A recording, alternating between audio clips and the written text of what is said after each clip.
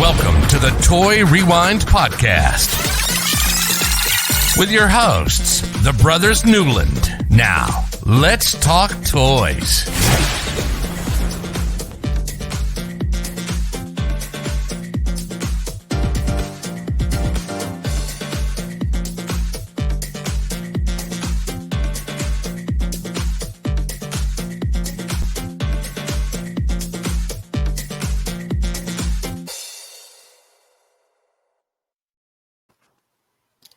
And hello, I am Michael. I'm John. And I'm Andrew, and you're listening to the Toy Rewind Podcast. As the guy just told you, as you were listening to the intro music, I was dancing to it, and John was making fun of me. I saw him laughing at me. How's everybody doing this Michael week? just sat there. Yeah, he just sat there. I can't see you guys with the screen on here. So Michael can't see what me and John can see now. So we got to get him hooked up so he can also see it. But also that makes it where you guys can maybe cheat on the game. I don't really know what to figure that out. So hold on. But we can't get too far into this. We got to do this. Okay, so this week on the Toy Rewind, we're doing a little gardening. And by that, I say we're looking back into the beginnings of the Cabbage Patch Kids, having a fun little episode, talking about some dolls. We're going to rank them, and we're going to get in trouble for our rankings more than likely, but we're going to do it. It's going to be fun. So, all right, John, this is where you shine. Tell everybody where they can find us. Check our website out at Toy Rewind Podcast. You can email us at toyrewindpodcast.com. That's .com, by the way, on the email.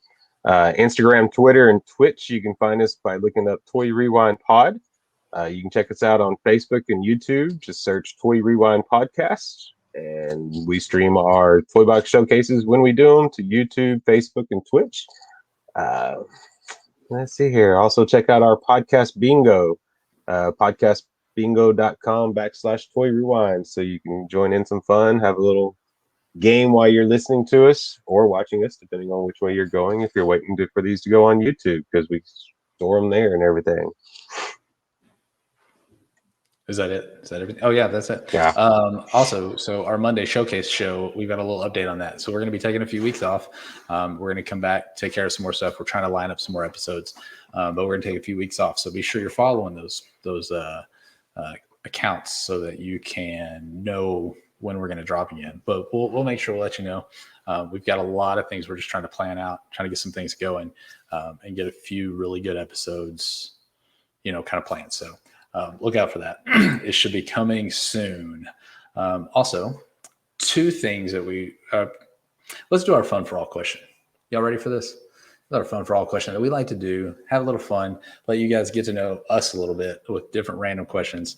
This one is it's already confused Michael. He has no idea. He's so confused. But John is fine. John understands what I'm about to say. He understands all the words that are going to come out of my mouth, whereas Michael might not. So the question this week, it's kind of a two-parter. What is your Harry Potter house, and what would your Patronus be? Sorry. John, your Patronus cannot be Navi from Link or from Zelda. Okay.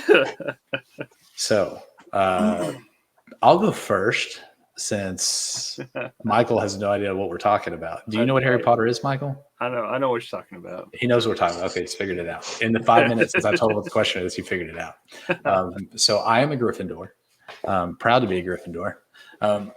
I've taken the test 100 different times, and I've gotten 4 different answers every time I take it. I've read the books, heard the books so many times, seen the movies. I know what to answer to get whatever I think.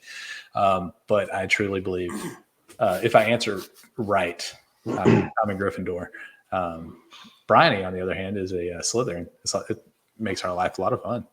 So kind of awesome. And we've got 2 Ravenclaws in our house and another Gryffindor. So 2 Gryffindors, 2 Ravenclaws, and a Slytherin. No Hufflepuffs. No Hufflepuffs here. So, John, what's your house? Mine would be Gryffindor. You're a Gryffindor? Yeah, when I took the test, I think it's always come out Gryffindor. It's always, yeah. I can just manipulate the thing because. Oh, yeah. If you know what the question, which one to answer to, you can do it. Right. So, Michael? I'm going to say Gryffindor too on that. He's going to say Gryffindor because it's a family thing. Typically, not with the blacks, but hey, it's all right. You probably are a Gryffindor. Or you could be a Hufflepuff. I think he might be the Hufflepuff.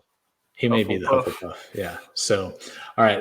The other side of it is, what is your Patronus? So this is your protector. Like if you shoot something out of your wand, it's going to protect you. What is it? So mine would probably be a bat. It's kind of a weird protector, but it would be a bat. It'd be like a majestic one. Yeah. So John, I would think a tiger. a tiger. That makes sense. Yeah. That makes sense. Michael. I would have no idea.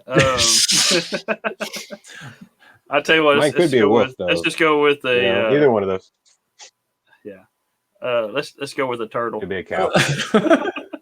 I was about to say, Michael, you used to be a turtle. It would be the slowest Patronus ever to protect you. But maybe you can hide in the shell. Maybe that's how it works. It's got protection. It's got protection. So okay. What is it? So that was a lot of fun. Great pink turtle or something. What was the one on the original? No, that was a conch shell. Never mind. That was a step. I don't know. All right. So one other thing that I want to do real quick.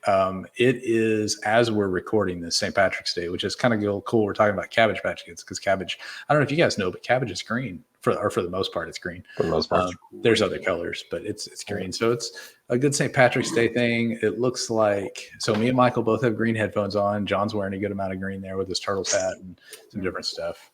By the way, green's my favorite color anyways. Green Yes, is we my know. favorite color. So let's talk about that. Why green is your favorite color? But before you talk about that, Michael, I've got this for you.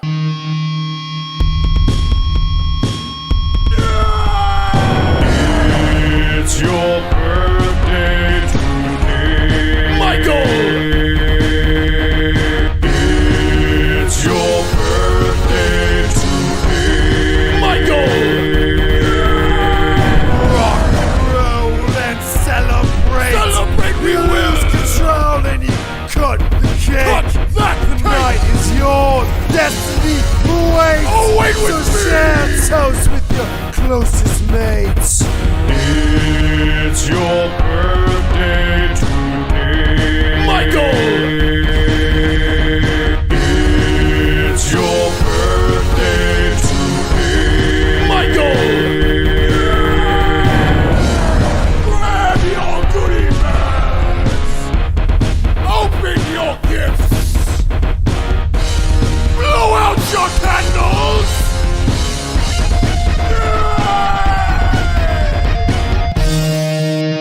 Michael! Okay, so it is today St. Patrick's Day, and tomorrow, when everybody can listen to this, will be your birthday. So I wanted to say happy birthday. That was just hilarious. And it had to be the best thing ever. So if you're listening to this and you need to, go check it out on YouTube. You're gonna have to go check it up on the YouTube. That was... the video itself, the clown with the fire, the little lamb yelling. Yes, the best thing ever. Wanted to say happy birthday from us, obviously, before anybody else gets a chance to say happy birthday to you. Well, thank you guys. Thank you. Now we can get to the serious part of the show and not have to double back up with that. So there we go. Got that out of the way. All right, fun for all question. We did our socials. You've got our update on our collector showcase. We introed. We're talking about Cabbage Patch Kids. These have a good history. So we're going to jump into it early, talk about the history. And then we've got Toy Truths. I actually have some for this episode. 5 rounds. Wow. 5 rounds. So be prepared for that. Michael is winning 4-2 to 1-1. The guests have 1 point. So let's dig in. Let's get into that history. Hey, before your Batman back there got a birthday cap on? Oh yes, he does. He does. Birthday hat? Yeah. That came on my birthday cake that Bryony got me for my birthday, and I've had it around, and so I just put it. I didn't want to lose it when we moved because obviously I moved again. But it's perfect to see that. It's just sitting back there on it. Yes. Well, I made sure it was in the shot. I forgot about it actually until you said it. So, yeah. All right. Let's talk about history of Cabbage Patch Kids. All right. So the Cabbage Patch Kids are a line of one-of-a-kind cloth dolls with plastic heads. They were first produced by Coleco Industries. They were inspired by the Little People soft sculptured dolls sold by Xavier Roberts.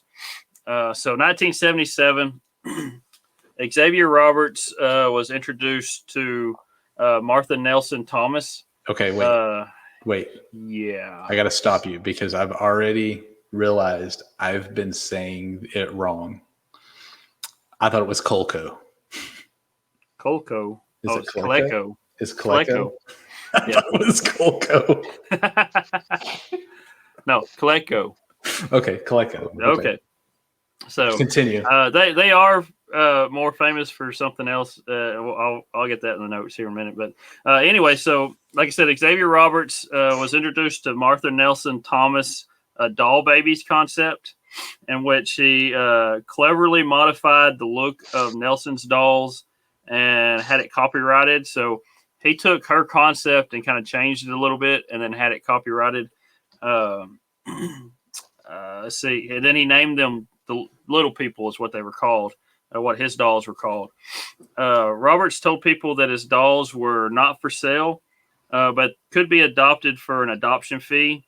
So pretty much that's how he got around. I don't sell the dolls, but you can pay an adoption fee and you can get a doll. So then he came up with a birth certificate and adoption papers for him. So that all started in 1977. Let's see, the Little People were first sold at arts and crafts shows, and then later at Babyland General Hospital, which was an old medical clinic that Roberts and his friends that turned employees for him. They converted into a toy store in Cleveland, Georgia.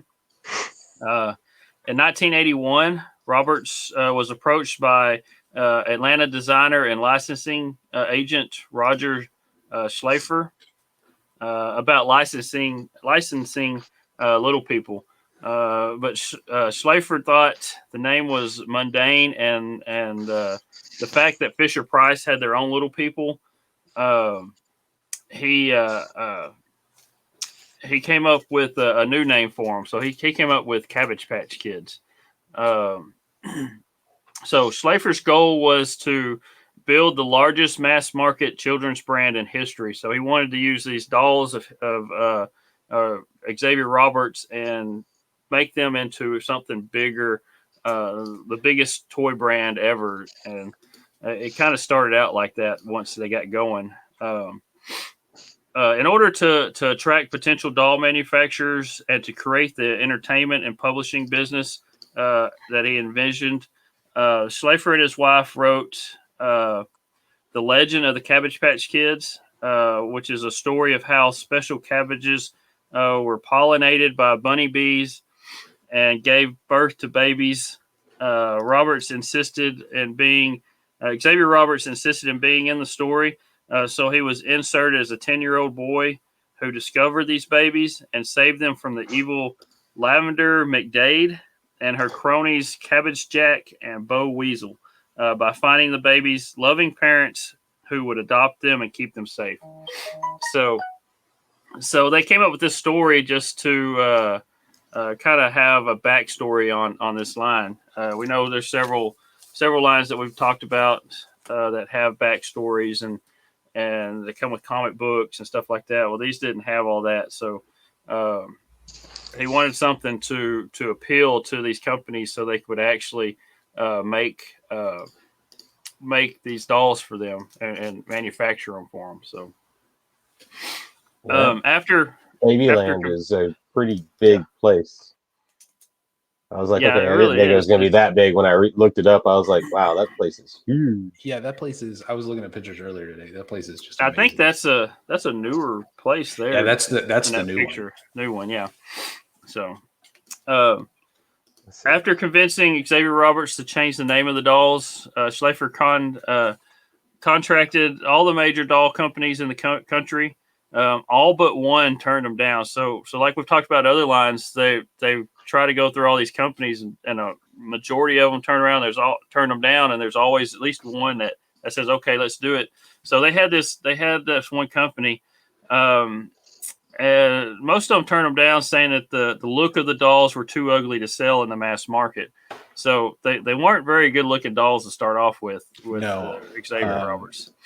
Do you have any? So Do you have anything about Dexter? Because I was looking at Dexter, and he's a little creepy looking. yeah, he's was his original doll before they made some changes to him. Some changes to it. Yeah, he needs some hair. Yeah, it is kind of creepy looking. But because of his persistence, Schlafer found Coleco, which was famous for the electronic toys. So if you look at all these little handheld electronic toys from the like games and stuff from the 80s, early 80s, that was more than likely going to be a Coleco toy or video game. So in 1982, Coleco's design team, headed by Judy Albert, devised a one-of-a-kind plastic head Cabbage Patch doll, which with cuter features, softer bodies, and a normal toddler proportionings instead of the morbidly obese bodies on Robert's originals. So that's why they're kind of a little creepy looking, the originals. But once they came up with this new design, and they made them a little more cuter, made it look more like a toddler. So that way it definitely caught the appeal of a lot of people. So 1983, Cabbage Patch Kids were introduced with great fanfare at the International Toy Fair in New York City. So again, another toy line that debuted at the Toy Fair, New York Toy Fair. Come Christmas season of 1983, the popularity was so great that the public went crazy over these dolls and started rioting to get their hands on them. The consumer response was so great that Coleco canceled all advertising as they tried to keep up with demand and shipping a record 3.2 million dolls that year. So I did watch some old news footage from 1983 of people just storming like Toys R Us, just going crazy over these dolls that year. I don't get it. I mean, I read all the stuff about like the rioting, trying to get them, taking them out of each other's hands. I mean, you think Black Friday? It's kind of like a Black Friday deal from, I guess, a few years ago. I don't think last Black Friday was that bad, but I mean, there was one report. It was I don't know if it was a Toys R Us or another toy store. There was a lady that actually got trampled. She broke her leg, and there was people running all over the place, and she couldn't get up or anything. So I saw some story about a lady who flew to London to get one because she was in a crunch and had to get one. Yeah, I don't know where she flew from. I didn't see that part, but she flew from the States to London. Wow, to get a doll. There's another video footage of news footage I saw. They opened the doors and all these people rushed in, and the manager of the store got on top of the register and he had a bat in his hand. And he's all stop, hey, settle down. You know, he's trying to get everybody's attention to be more just not crazy, and he just he had his bat in his hand. It was just crazy. So, but yeah, they were giving out, some of these places were giving out tickets at the front of the store, and you had to go around to the back of the store to get your doll. And once people found out that, they were running to the back to cut in line to get their, and there was people that just couldn't get dolls because they were just going crazy. Some people were paying, they were $20 dolls. Some people were paying $50, $60, even $100 for a doll that they couldn't get. One lady said that she spent twice as much because she would have spent that extra money on gas and time just to try to find one.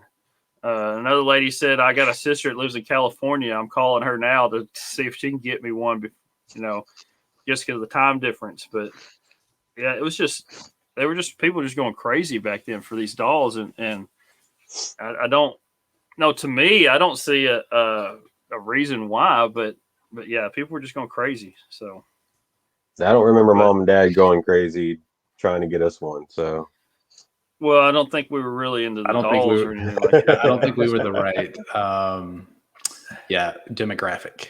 No, for what these were in the 80s. No. Yeah.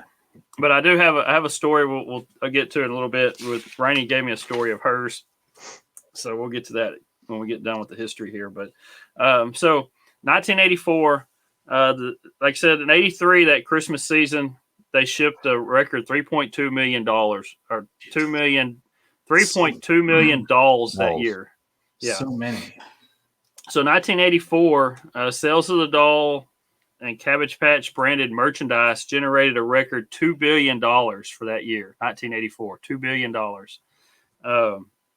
And retail sales across North America, Europe, Japan, Australia, and New Zealand. So just think that's a lot of money for 1 year.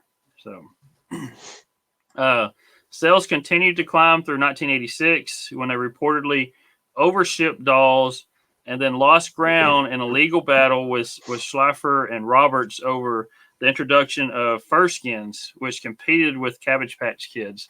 So these were like a bear line they're like Cabbage Patch Kids, but they were like a stuffed bear. But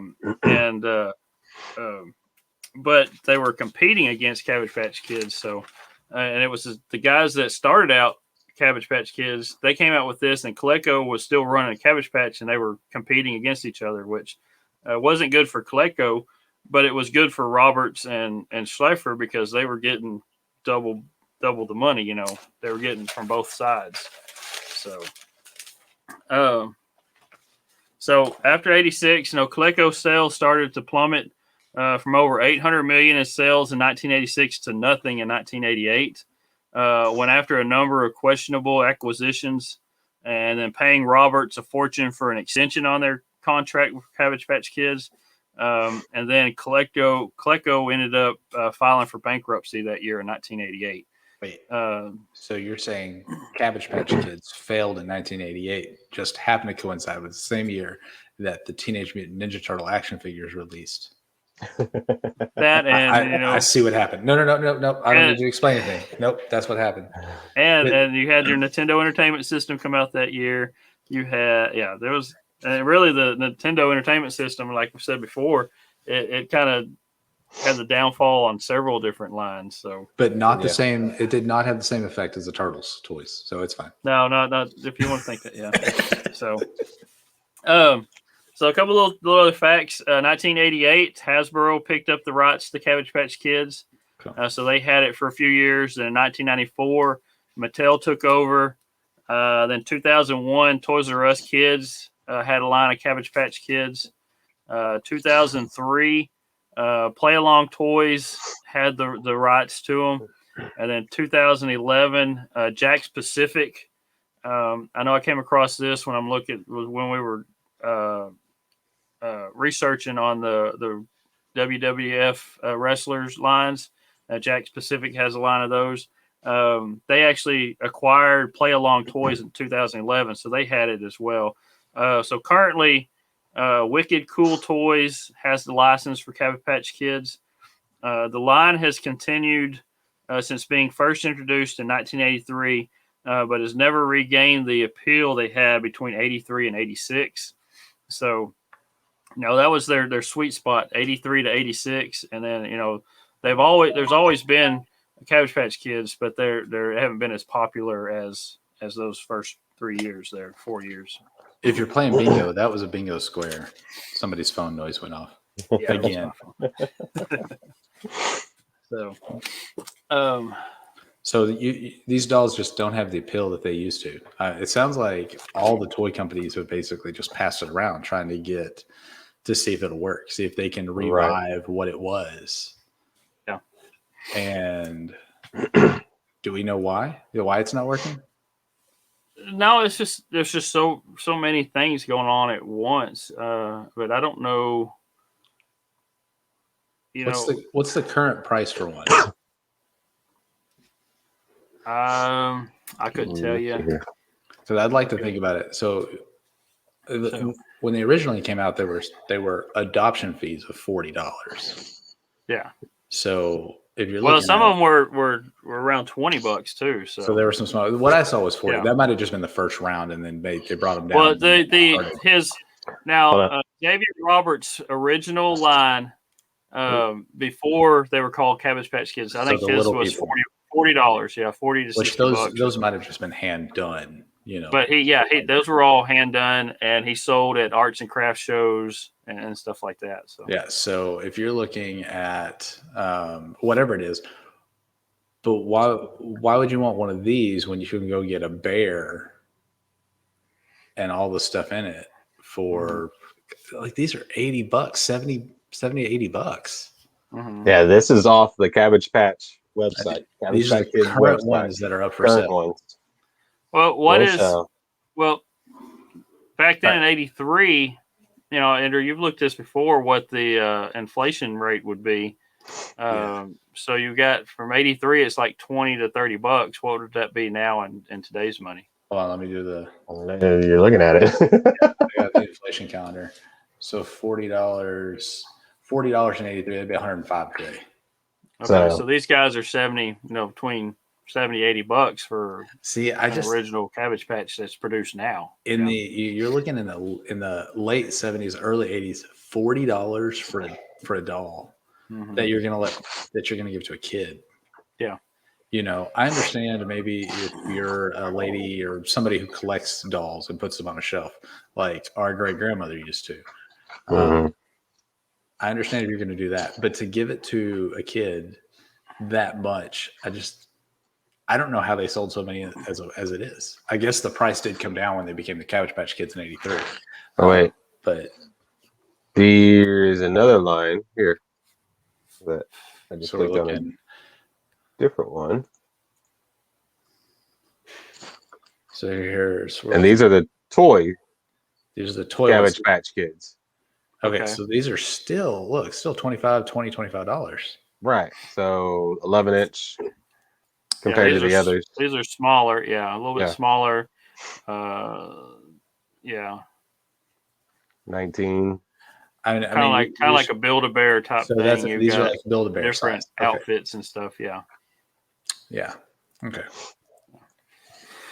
So I don't think that these have the appeal now as what Build-A-Bear has for kids these days. Yeah. And I think that may be their falling point. While none of the other toy toys companies have been able to revive them to what they were in the 80s. Right. You've got competition, real competition now. Yeah. There's a couple other things that happened with Xavier Roberts. There were several lawsuits and stuff that he was in because of this. One was, because he took Martha Nelson Thomas's design and changed it. She ended up suing him, filing a lawsuit against him. She eventually confronted Roberts about his unethical business practices, and she was actually selling him her dolls to start off with to sell, and then he started taking those and selling them in the store, selling them more, and then that's when he got the idea to do his own. So she had that suit against Roberts, and eventually they settled out of court in 1985. But she was more upset about the corruption of that Roberts brought on the dolls than she did for the money that she lost because of his selling her dolls over hers, or selling the dolls. So, and what was funny about that is when she passed away, she had most of her favorite dolls attend her funeral. So I just happened to see that too, which another one that happened was Xavier Roberts' company, which was Original Appalachian Artworks, was the name of his company. They had a lawsuit against them or they actually put a lawsuit against Topps trading cards because of the Garbage Pail Kids. So for copyright infringement, I will say, they ended up settling. They settled for $7 million, which was about what the licensing fee would be anyway. Yeah. So the Garbage Pail Kids have a better SEO tactic on the internet, just so you know, because I searched earlier for some reason. I don't know why. I searched for Cabbage Patch Kids. And there was no Cabbage Patch anything. It was all the Garbage Pail. Garbage Pail. And then I was like, why is it all Garbage Pail? Like, why am I getting this? And then I realized what I did, and I went back and fixed it. But I was like, it was all Garbage Pail Kids. So they have a better SEO tactics that are going on. So, well, another thing that hurt Coleco, like I was talking about, they had a legal battle with SN&C, which was Schlafer, his company, over whether the original Appalachian Artworks violated their license agreement and Coleco exclusively by producing the Cabbage Patch Bear as a line of fur skin bears, like I mentioned earlier. And they're failing to pay Schlafer his share of the Tops settlement with the Garbage Pail Kids, and then refusing to allow ABC from doing a Saturday morning animated TV show. So Roberts worked out a side deal with Coleco for tens of millions of dollars for a renewal of Schlafer's Cabbage Patch agreement, and then jointly litigated against Schlafer. The suit was settled in 1988 by Xavier Roberts and a Coleco paying Schlafer an undisclosed amount of money. And they also worked out a deal with Coleco, and then they sued him over the share. Let's see, Paula Osborne, which was the original Appalachian Artworks president. She ended up suing him, and then she got a 7-figure settlement. And then 6 months after that, Coleco was out of business. So they ended up paying all this money just to try to keep the line up, and it just put them out of business. what year was that? That was 1988. Was that 88? That was 88. Okay. So that was pretty much the end of Coleco, because they tried all they could just to keep this line, and they end up paying people left and right, and then people, it's just they had a lot of legal issues throughout the years with these guys. Yeah, it's just and it all started with Xavier Roberts copying somebody else's design and then trying to tweak it a little bit, and then it just snowballed, and then everybody ended up in it. So I did see something, you're talking about the lady that had the dolls at her funeral.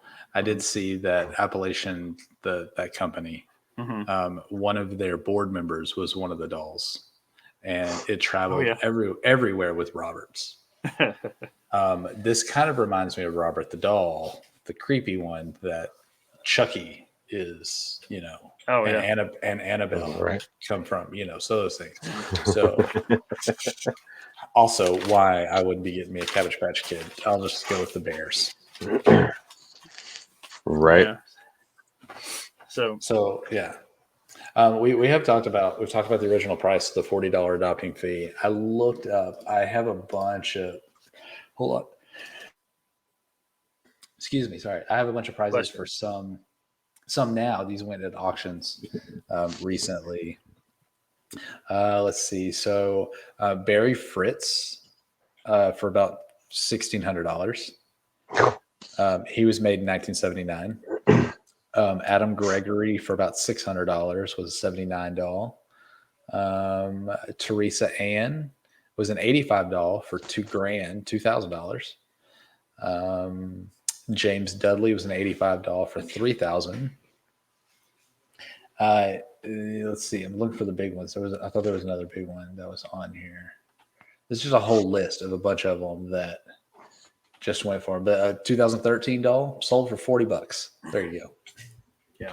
So you got a good range of them. I mean, they're collectible. Was there anything special about those that caused the ones from the 80s, 70s that caused them for that big of an amount? I know that the two you named that were from the 70s, those were probably from the Little People line. Before they went to before they changed the look of them. So I can see those because those were more handmade and so it's funny. So the first they're not as big around.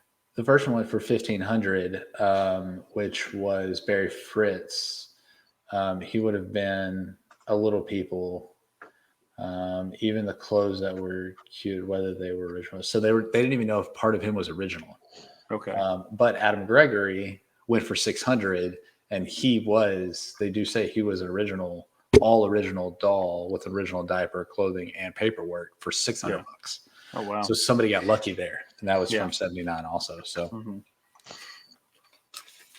so interesting just to see how much these are collectible. I mean, even though all the companies have tried, they're just. I think they've just got that. For lack of better words, that stink with them that just doesn't quite work as well. Going back to Rainey's, my wife Rainey, she owns 12 different original Cabbage Patch, and a couple of them are the Koosas. There was a Koosa line as well. They were more like a cat looking Cabbage Patch. So the first one she ever had, she got a Koosa. It was the first one because her mom and dad couldn't find one. That was back, when the craze was out there, so they couldn't find one, but they found this Koosa, so that's what she got. And then after that, she had two. There was a line of preemies, so smaller babies. She had a pair. They were twins, so she had one named Juliana, and then another one. And then the other one was Amala. So it was a boy and a girl. So the Koosa was named Manfred. So Manfred, you would get this certificate with it, and you mail it off, and they would get you can get the adoption paper or the birth certificate, and then the name. And then, but the Koosas, I think she actually got to name the Koosa herself. So, that makes sense. So, Manfred was named after was that rock band from the 80s, 70s, 80s? Manfred something. She could tell me. I can't think of it off the top of my head. But, so she's gonna kill me for not remembering that. But yeah, that's where she got Manfred from. But then she got the two twins, the preemie twins. And then she had a world traveler, one named Hillary. And what these would do, the world travelers would do, they would say they traveled to a different country and came back, and they had their clothes and stuff would have like a tourist type thing. So the one she had said that traveled to China. It came with a bag that said world traveler, and it had China and all this kind of stuff. So she had that one. Her name was Hillary. Are you talking about Manfred Mann's Earth Band? Yeah, that's probably it. Yeah. That's the only thing that would come up. Yeah, that's. I think that's it. Yes. They do blinded by the light. Yeah, that's it. Yeah, okay. That's them. That's who it's named after. So, and then she got another one for the next. I guess it was Christmas, probably '84. She got another set of twins, Janetta and Dorina. One had a pacifier, and then the other one just had a one little tooth in his mouth. And then she got another Koosa, which was named Summer Ann. And then she got a fur skin as well. His name was Bubba. She named him Bubba. And then she got another preemie named Tay. And then she got a corn silk doll named Agatha. So that's another one. She had different hair, and it come with the comb and stuff. It wasn't the yarn hair. It was a different kind of hair that you can actually comb it.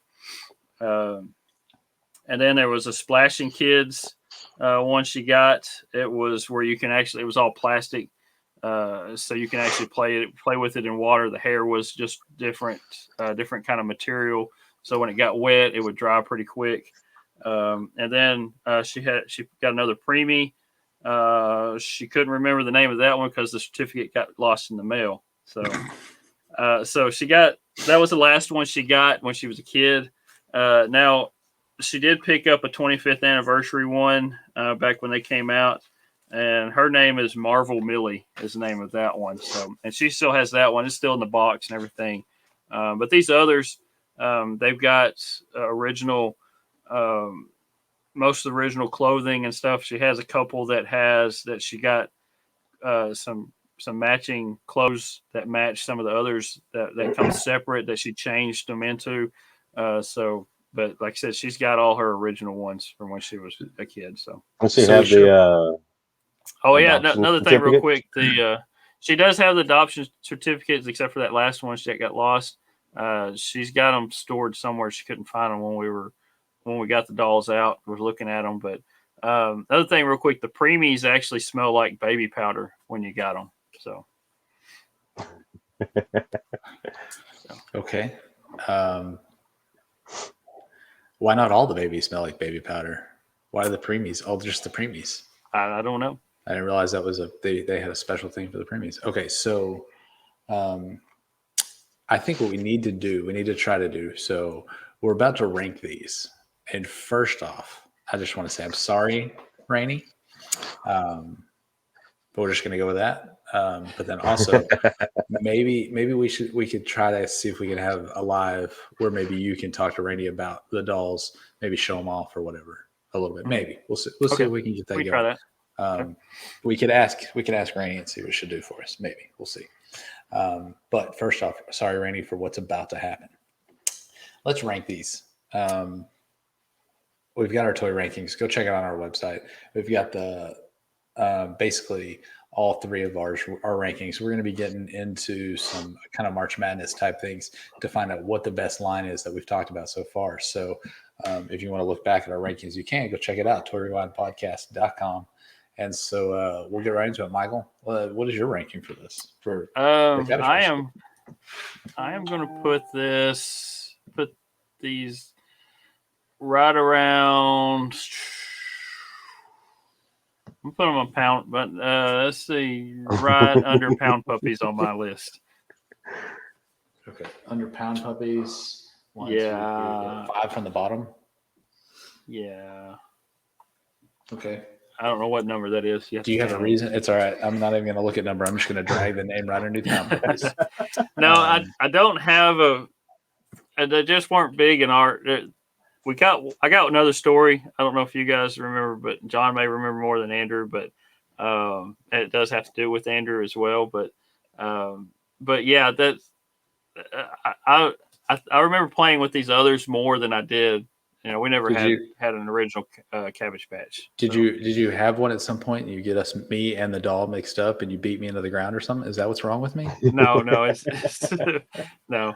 Okay. Well, at least we'll finish. Okay. You guys get your rankings, and I'll tell that story too. John. Same. Which same. I just looked at it. It's like they're identical. It's straight across so far. Because I didn't realize that works. That works for you guys. This is going to be right above Bugman of Insecta for me, which is 2 from the bottom. Because every time I see one of these, the only thing I think of is that room in Granny Kirkley's house with all of her dolls that creep me out. Or porcelain dolls. Those were more porcelain dolls. Yeah, those are all porcelain dolls. But that's just what I think of. Like, I know they're not the same thing. I'm sure she had maybe a couple of these. Yeah. But it just creeps me out. So a couple of little tidbits. I didn't hear Michael put them out, but in 1985, one of the Cabbage Patch actually went to space. The Cabbage Patch was Christopher Xavier, was his name. And then in 1992, the Cabbage Patches were the official mascot for the U.S. Olympic Games or U.S. Olympic team. So, also, that was pretty cool. One of the Cabbage Patch dolls was in 13 going on 30 with Jennifer Gardner. Saw that earlier when I was doing stuff. So, let's see who else. Al Roker has one. Ellen had one. She auctioned it off for a charity. Well, there's an Ellen one out there. I will just say that. Right. So back to our rankings real quick. I just want to apologize. You're looking at things that creep me out first off. Also, we didn't play with these, so it doesn't help it when it comes to our rankings, but it doesn't mean it's dead inside of our brackets, because it's going to be what all the listeners, how they vote for them and see them. So I know this would be comes up against. This would be probably in Rainey's top 5 is where it probably would be with her. So Okay. That's what we need to do on these toys. We need to make sure we kind of know what Rainey's. You ask her beforehand, you can kind of give us what you think. So maybe that's how we save ourselves on this, so that we get good rankings. All right. So, okay. Well, there's that. There's so tell us your story, Michael, because the story is, as popular as these dolls were in the 80s, and shout out to Mom. She did a lot of sewing. She actually made some of these dolls. She made some fake Cabbage Patch dolls, quite a bit of them. And what was really weird was she would make the head first, and these little Cabbage Patch doll heads or fake Cabbage Patch dolls were all over the house. And I remember Andrew, when he was younger, he would actually pull these down and like kick them around like a soccer ball. So somebody she would be giving away these dolls or whatever. I don't remember what she did with them, but whatever it was, the head was probably kicked around by Andrew like a soccer ball. So he would run around the house kicking them and everything. So, I mean, he wouldn't, but a couple years old. So, right. I remember something about that. Yeah. I mean, I apologize for giving your fake Cabbage Patch Kids brain damage. And I know, might be why Mom, he's so Mom would dramatic definitely about remember dolls. it. Yeah. So, all right. We ready for some toy truths? Yeah, Sure. let's go ahead and do it. Yeah. All right, let's do this. We got 5 rounds this week. So this is going to be a lot of fun. So read up, pay attention. I need to get, sorry, I forgot I did this while ago. In the private chat over there. Let's go around. Get my chat up. Yeah, get your chat up. Okay. On. All right, here we go. So number 1, the name Cabbage Patch Kids comes from Robert's grandparents being cabbage farmers in the old country. Number 2, Cabbage Patch Kid, or every Cabbage Patch Kid has 2 names in accordance to Southern tradition. And 3, Cabbage Patch Kid is born every 6.8 seconds. John? It's the first one. It's the first one. It's 1. So you don't believe that the name came from Robert's grandparents being cabbage farmers in the old country? Well, no, I know the other 2 are correct. That's about how this works. This game works. Yeah, 2 are correct, the other one's wrong. Yeah, I was like, I know those 2 are correct. I got it. And I beat Michael. So. That's fine. Yeah, you beat me into it. You just got to be able to do it. So, all right, here we go. John's got a tick point there. All right, here we go. Round 2. By the end of 1983, almost 3 million Cabbage Patch Kids toys had been adopted. Cabbage Patch Kids were originally called Little People. And number 3, consumers were warned of fake Cabbage Patch Kids due to them smelling like trash and making your house smell. Michael? Let's go with 3. Go with 3. Do you know why that's wrong? They're warned. I don't know why they're wrong, why it's wrong, but the other 2 were right. So they were warned because many of the dolls smelled like kerosene. Well, that's where you said something about kerosene. Earlier. That's why I was like, well, there you go. The fake ones were made in factories where the stuffing could have been old rags that were soaked in kerosene, like beforehand from the factory, because they were just using stuff. So, yeah. All right. Round 3. Here we go. I do know Mom's fake Cabbage Patch dolls were stuffed with cotton filling stuffing. It was real stuffing. So yeah, hers were legit fake ones. How many needles do you think she left in those? Oh, not very many because they all found my foot. So. Oh, okay. Yeah, all right, I found them in the floor. Round 3, statement 1. Babyland General Hospital was originally a turn-of-the-century medical facility that was renovated by Xavier Roberts. Number 2, more than 250,000 people visit Babyland each year. And 3, it's impossible to know how old your vintage Cabbage Patch Kid is due to no dates being added to the dolls before 1995. John? I'm going to go with 1. You're going to go with 1. Adam, was it? No, it was a turn of the century. The original Babyland General Hospital, which you showed the picture earlier, was the new one, but the original was a turn of the century medical facility. I knew it was a medical facility, but I didn't think it was that. since it failed. Which one is it, Michael? Let's do 3. 3, and that's right. That's the incorrect one. That's the right one. So in the early ones, at least the first like 6 or so years, they had names. Robert's name was stamped on them or stitched on them, and every year had a different color. Like in 1983, they were black signatures. In 84, they were green signatures. So every year had a different color. Round 4. Here we go. Hold on. Got to give Michael a point. There we go. Got a point. Round 4. Statement 1. John, you paying attention?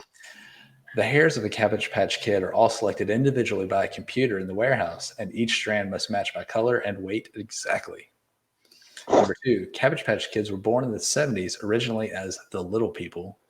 And 3. The Cabbage Patch Kids brand was selected as the finalist for the 2005 Toy of the Year award. John? 1. Number 1. There it is. If I can click it in the right place. Yeah. That is the false one. Do you know what's false about that? I don't think they were using computers to do stuff in the warehouse. I was just I thought it'd be fun. All right, so here we go. Final round. And the best part about this, it is tied. Whoever wins this wins the game for today. So it's John against Michael. So here we go. Statement 1. If your Cabbage Patch Kid was beyond repair, Coco would issue a toy death certificate. 2, the Cabbage Patch Kids stamp went on sale January of 2000. I can't read. No. And number 3, in 1985, the first Cabbage Patch Kids to journey into outer space as a passenger on the U.S. space shuttle. Michael. Oh, I didn't hit him. No. It was 86 they went to space. Correct? So I'm gonna say 3. Wrong! It was 80.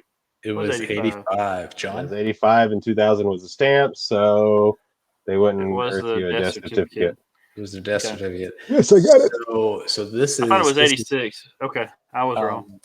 I said John 85.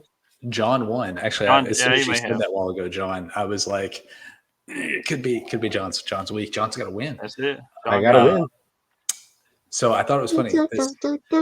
This is Oh, sorry. a huge urban legend with Cabbage Patch Kids back in the 80s. It is not true, but everybody believed that if your doll was beyond repair, they would issue a death certificate, which is super morbid. Like, why would They gave it a birth certificate. So, but I mean, or adoption papers or something. Yeah. I don't remember what it was. It's just super morbid that they would do that. So I don't know. Crazy. So I just updated the score. Michael has 4, John has 3, I have 1, and the guests have 1. So I'm one off. You're Better be careful. I'm coming. Creeping up on me. You're catching up. So with that, let's do our shout outs real quick. Obviously, make sure you guys are following all these guys on Twitter, Instagram. Check out their podcast, Geek Together, the Average Nerd Podcast, the 4 Dorks and 3 Beers on a Mic, the STS Guys, Nerdy Curious, Nerd Portraits, Movie Retakes, the Totally Rad Movie Podcast, which isn't dead because I saw just did one episode. Saw drop an episode, so it's not dead.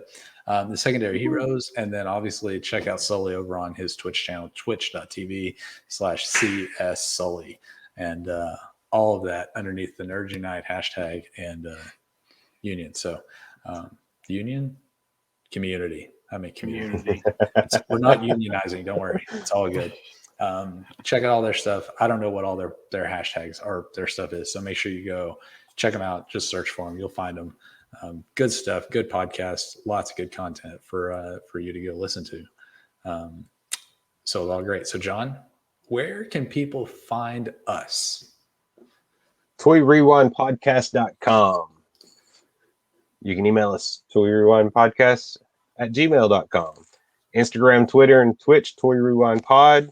Facebook and YouTube, Toy Rewind Podcast. Look up our podcastbingo.com or look us up on podcastbingo.com /Toy Rewind to play our podcast bingo.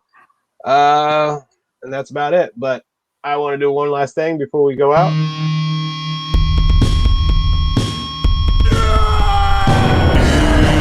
It's your birthday today, Michael. It's your birthday today, Michael. Rock and roll and celebrate. Celebrate. We lose control and you cut the cake. Cut that the night is your destiny. Wait. Oh, wait with me. Share toast with your closest mates. It's your birthday today, Michael. It's your birthday today, Michael. Grab your goodie bags. Open your gifts. Blow out your candles.